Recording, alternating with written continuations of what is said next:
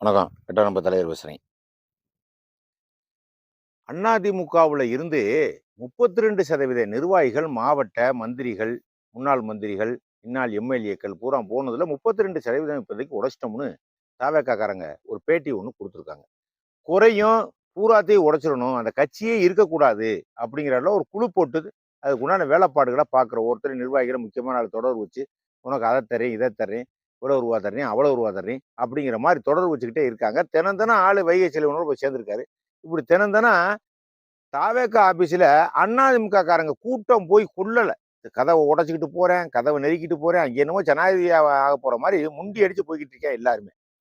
இப்படி ஒரு கதை ஓடிக்கிட்டு இருக்கு. எடப்பாடி பழனிசாமி கம்முனே இருக்காரு. எந்த பதிலுமே பேசுறாரு இல்ல. கேட்டாக்கா துரோகிகள் போகட்டும்னு ஒரு வார்த்தைய சொல்றாரே ஒழிய, அவர் கட்சியை ஸ்ட்ராங் படுத்துறதுக்கு, இருக்கக்கூடிய நிர்வாகிகள தக்க வைக்கிறதுக்கு என்னன்னு அவருக்கு எதுவுமே இன்னும் ஒண்ணும் புலப்படல. இருக்கக்கூடிய நிர்வாகிகள தக்க வைக்கலன்னா, புது நிர்வாகிகள் யாருமே வரமாட்டாங்க. பாத்துங்க, இளைஞர்கள் யாரும் வரமாட்டேன். அப்புறம் இருக்கிறது கழுது தெரிஞ்சு கட்டெரும்பாயிரும். அப்படிங்கிறது அவருக்கும் தெரியும். ஆனா, போறவங்கள தடுத்து நிப்பாட்டுறதுக்கு இவர்ட்ட எந்த விதமான அஜெண்டாவும் இல்ல. போறவங்கள கூப்பிடவும் இல்ல. போகாதீங்க, இருங்க. இது எம்ஜிஆர் தொடங்குன கட்சி.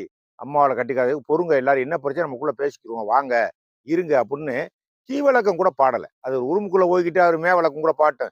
ஆனா கீ வழக்கம் கூட பாடல.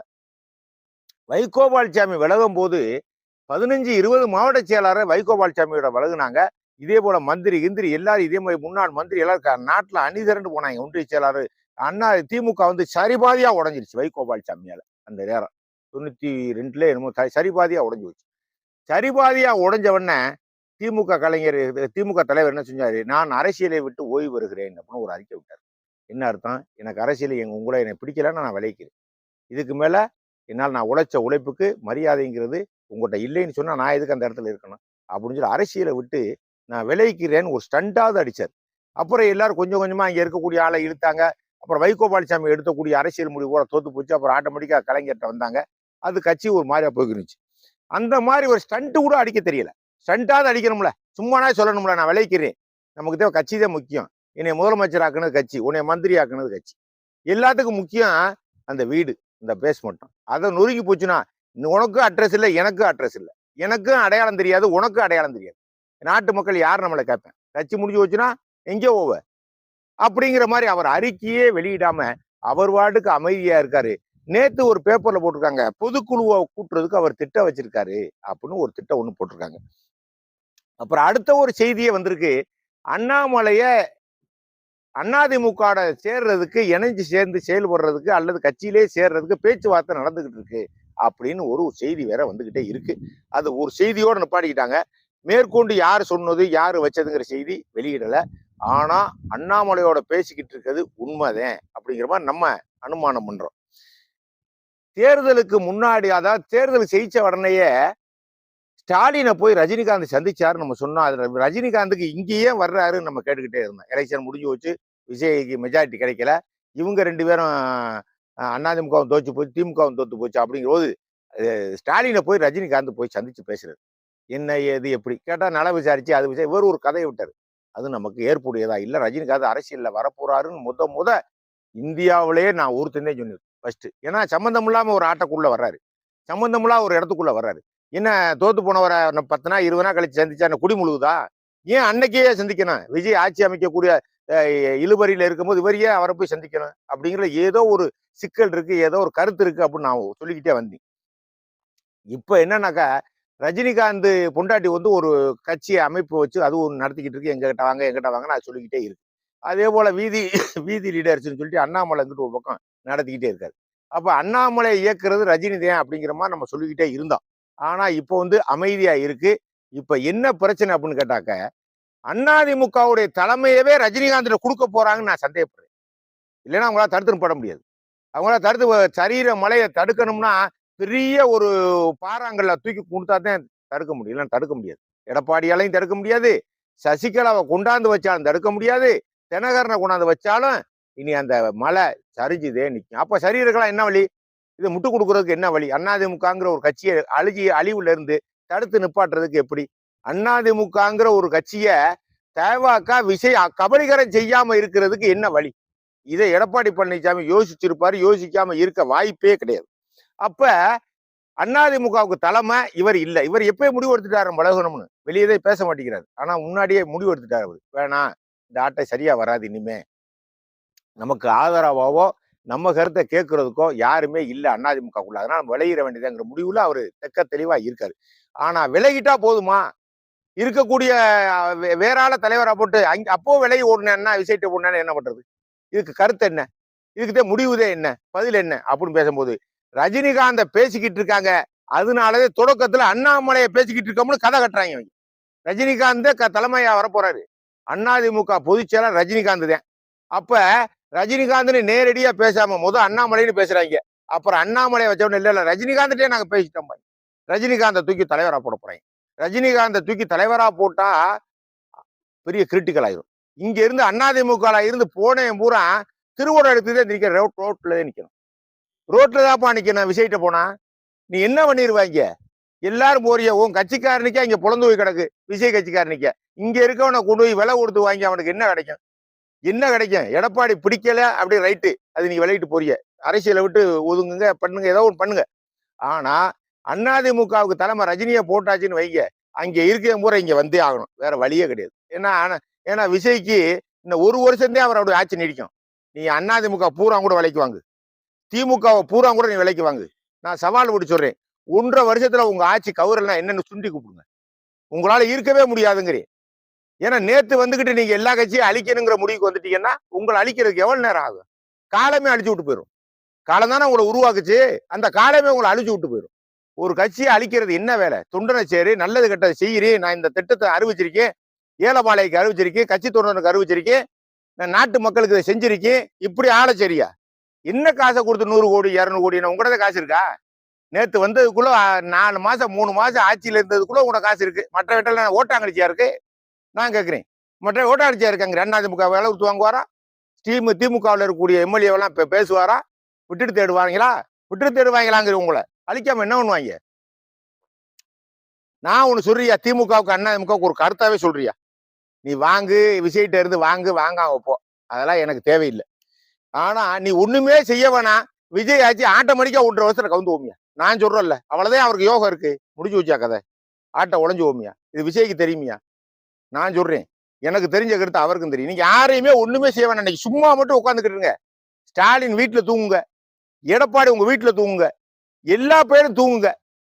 இவன் எத்தனை பேர் வேணாலும் கரையை கொடுத்து வாங்கட்டும்.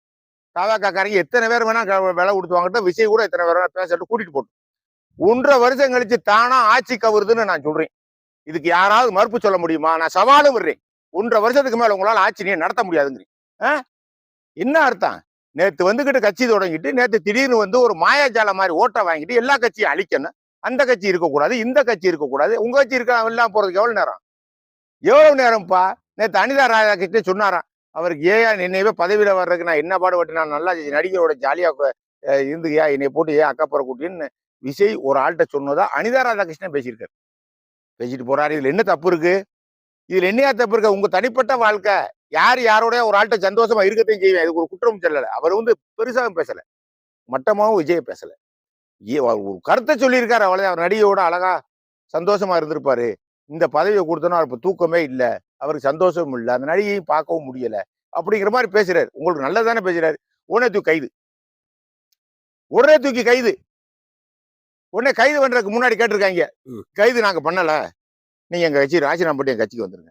அவர் சொல்றாரு. அவர் சொல்றாரா நான் சொல்றேனான்னு வேற விஷயம். ஆனா சொல்லிட்டாருல, ஸ்டேட்மெண்ட் கொடுத்துட்டாருல. உங்க கட்சியில ஸ்டேட்மெண்ட் இளையராஜா கொடுக்கும் போது மட்டும் அது உண்மை, அனிதா ராதாகிருஷ்ணன் சொல்லும் போது மட்டும் பொய்யா? அது உண்மைதான். ஒரு இளையராஜா சொன்னாரா 180 கோடி ரூபா ஒரு எம்எல்ஏக்கு பேசி என்கிட்ட பேசிக்கிட்டு இருக்காங்கன்னு இளையராஜா திருநாவுக்கரசு சொன்னாராம். ஒரு யூடியூப் வச்சிருக்க வேண்டிய திருநாவுக்கரசு கார்த்திகிட்ட சொன்னாராம். அவர் வந்து அசோக் கிட்ட சொன்னாராம். அவர் ரமேஷ் சொன்னாராம், கார்த்திகிட்ட சொன்னாராம். இதை வச்சு பேசிக்கிட்டு எஃப்ஐஆர் போடுவாங்க ஆட்சியை கவுத்து. இந்த அனிதா ராதாகிருஷ்ணன் சொல்லிட்டாரு, எம்எல்ஏ பதவி ராஜினாமா பண்ணு, எங்கூட வா, உனக்கு கேஸே கிடையாது, உன்னை விடுதலை விடுறோம். இப்ப அதுக்கு யாரை பிடிச்சி கேச போடுறது? அனிதா ராதாகிருஷ்ணன் சொல்லிட்டாரு. அனிதா ராதாகிருஷ்ணன் எஃப்ஐஆர் போலீஸ் கேஸை வாங்கி எல்லாரு மேலே கேச போடுங்க, குஷி ஆனந்த் எல்லாரு மேலே கேச போடு, ஆதவ அர்ஜுனா விஜய் எல்லாமே எஃப்ஐஆர் பதிவீங்களா? நீங்க இதுக்கு பதிவுகளாங்க, இதே பதிய மாட்டியா? நான் நம்புறேன், அவர் சொன்னதை நான் நம்புறேன். நீங்க நம்பலாம் போய்கிட்டே இருங்கன்னு நான் நம்புறேன். இது எப்படி இந்த பேச்சு வந்துச்சு? அது ஏவா வேலு ஆஸ்பத்திரியில போடாத ரோடுக்கு போட்டோம்னு ஒரு பில்லு போட்டு பொள்ளாச்சியில ஒரு பிரச்சனை வந்துருச்சான் 13 கோடிக்கு என்னமோ. அவரை லஞ்ச ஒழிப்புத்தர் தேடி போயிருக்காங்க. அவர் உடனே தப்பிச்சு நான் முடியலைன்னு சொல்லி சிங்கப்பூர் ஆஸ்பத்திரியில போய் படுத்துட்டாராம். படுத்தா என்னப்பா சிங்கப்பூர்லயேவா தங்கிக்கிருவாரு, வருவார்ல, பொண்டாட்டி இருக்கு, பிள்ளை இருக்கு, வீடு இருக்கு, சொத்து இருக்கு, சுகம் இருக்கு. கட்சியில 60 எம்எல்ஏ இருக்கேன், லேசான விஷயம் இல்ல. திமுக 60 எம்எல்ஏ பாத்துக்கிட்டா சும்மா இருப்பேன். எத்தனை பேர் இங்க ஓடி வர்றேன் மாதிரி என்னப்பா அப்பனா அடி ஏவா வேலுவே நீங்க எப்படித்தான் மிரட்டி இருக்கீங்க. எங்க கட்சிக்கு வந்துரு 13 கோடி கொள்ளை அடிச்சிருந்தாலும் சரி, 13,000 கொள்ளை அடிச்சிருந்தாலும் சரி, 13,000 கோடி கொள்ளை அடிச்சிருந்தாலும் சரி, நாங்க உன்னை கண்டுக்கிற மாட்டோம். ராசினா பண்ணி திமுகல இருந்து தவேக்கால சேர்ந்துரு விட்டு நீ வாட்டு போயிட்டே இருக்க. அப்ப நீ மிரட்டி இருக்கணும். சும்மா போக மாட்டாப்புலப்பா. நீங்க என்ன வெள்ளமான கட்டில அவங்க பாக்குற இல்லைங்க ஆபீஸ்ல யாரு எதுக்காக உன் கட்சியில சேர்ந்தேங்கிறது இது வரைக்கும் அட்டஸ்டேஷன் கரெக்டா கொடுக்கலையா? செய்தி கரெக்டா கொடுக்கல. கரெக்டா கொடுத்தா நான் பேசவே மாட்டேன். இந்த கட்சிக்கு நான் வந்திருக்கேன், எதுக்காக வந்தேன் சொல்லு, முத சொல்லு. உன் கட்சி பிடிக்கல, அது தனிப்பட்ட பிரச்சனை. ஒரு மனுஷனுக்கு பிடிக்கும் பிடிக்காது ஒரு தனிப்பட்ட விஷயம். இது பிடிக்கலைன்னா தவேக்கால சேர்றதுக்கு என்ன காரணம் சொல்லு. அதுக்கு விஷயத்துக்கு பணம் தானே, வேற என்னவா இருக்கும்? தியாகி அன்னைக்கு எல்லாரும் குஷி ஆனந்த் எத்தனை சுதந்திர போராட்டத்துல தியாகி பண்ணி 4,000 3,000 உள்ள இருந்தாரா? பாகிஸ்தானுக்கு நேரம் போர் தொடுத்தாரா குஷி ஆனந்த்? ஆதவ் அர்ஜுனா பாகிஸ்தான் ஆப்கானிஸ்தான் ரஷ்யா வீரர்களை பூரா தோக்கடிச்சு விட்டாரோ? சீன வீரர்களை பூரா சண்டை விட்டு வீழ்த்தினவரோ அவர் முன்னாடி போறீங்களோ? நான் கேட்கிறேன். விஜய் என்ன பண்ணிட்டாரு? என்ன பண்ணிட்டாரு? விஜய் அடிச்சிருக்காரு, வேற ஒண்ணும் பண்ணல. ஒரு துரும்ப அங்கிட்டு தூக்கி இங்கிட்டு போடல விஜய்.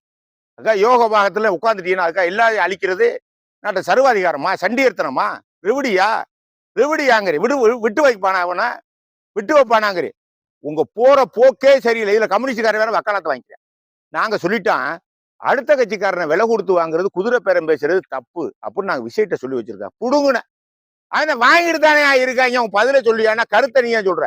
முடிவெடுக்க வேண்டிய இடத்துல நீதே இருக்க, நாங்க கிடையாது.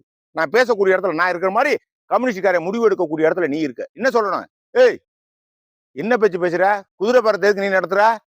அந்த இது அதிமுக விலை கொடுத்து வாங்கின மாதிரி நாளைக்கு நானும் ஆதரவு வாபஸ் வாங்கி என்கிட்ட இருக்கக்கூடிய 2 எம்எல்ஏ 4 எம்எல்ஏ விலை கொடுத்து வாங்குவியா நீ? இப்பயே நான் வாபஸ். நீ யாரும் எங்க பிடிச்சி கட்டி பிடிச்சாலு அப்படி சொல்லணுமா சொல்லக்கூடாதா? பூசி முழுகுனாப்புல பேசுறாங்க கம்யூனிஸ்ட்காரங்க. விலை கொடுத்து வாங்க கூடாது நான் சொல்லிட்டேன். சரி அப்படி மீறி வாங்கினா உன் பதில் என்ன? கம்யூனிஸ்ட்காரன் சொல்லணும்ல, உன் பேச்சு நீ சரி கருத்தா சொல்லிட்ட, வாங்கக்கூடாதுப்பான்னு சொல்லிட்டேன். வாங்குறேன், அதுக்கு உன்னுடைய நடவடிக்கை என்ன? உன்னுடைய பதில் என்ன? என்ன பழக்கத்தை பழகிற கம்யூனிஸ்ட்காரெல்லாம்? நீலாம் கட்சி வச்ச இடத்துல 2 சீட்டுக்கு வந்துட்டு அடுத்த விட்டா ஒவ்வொரு தொகுதி டெபாசிட்டி இழந்து போகும். பேச்சா பேசுற கம்யூனிஸ்ட்காரன். அவன் குதிரை பேரமா இறங்கி 100 கோடி 50 கோடி 200 கோடி ஒரு கட்சி அழிச்சுக்கிட்டு இருக்கான். சனநாயக ஒரு கட்சி அழியுதுன்னா சனநாயகம் அழியுது. சும்மா லேசான விஷயம் இல்லை. எனக்கு அதிமுகவுக்கு சம்பந்தமே இல்லை. ஆனா எதுக்கு பேசுறேன்? ஒரு கட்சி அழிஞ்சுன்னா அந்த நாட்டுடைய ஜனநாயகம் அழியுது. ஜனநாயகம் அழிஞ்சுன்னா ஒருத்தர் உணர்வு அழியுது. ஒரு உணர்வு அளிக்கிறதுக்கு நீ யாரு? நீ யாரியா விஜய் கட்சிக்காரங்க ஒருத்தர் உணர்வு அளிக்கிறதுக்கு, ஒரு கட்சி அளிக்கிறதுக்கு நீ யாரியா? உன் கட்சி வந்து 107 பேர்னா ஒண்ணு மெசாட்டிய பாரு, இல்ல எலெக்ஷன் வச்சுட்டு போக முடியானியா? இன்னும் நாட்டு நட்டா போகுது, முடிஞ்சா வையே, முடிஞ்சா ஜெயிச்சு போ. ஏன் அந்த மந்திரம்லாம் வேலை செய்யாதுன்னா? ஏன் அந்த மகுடியெல்லாம் நீ பழக்கப்பட்டு போச்சு ஓட்டு போட மாட்டாங்கன்னு பயப்படுறீங்களா? நான் கேட்கிறேன். தேவையில்லாத வேலை இது. முடிவு எடுக்க போறாங்க. அங்க இருந்த கூட்டம் பூரா அனாதை ஆகி ரோட்ல விஜயபாஸ்கர்ல இருந்து 2 விஜயபாஸ்கர்ல இருந்து போனை மொழிய ரோட்ல திருவோட இருந்து பிச்சை எடுக்கல பாரு.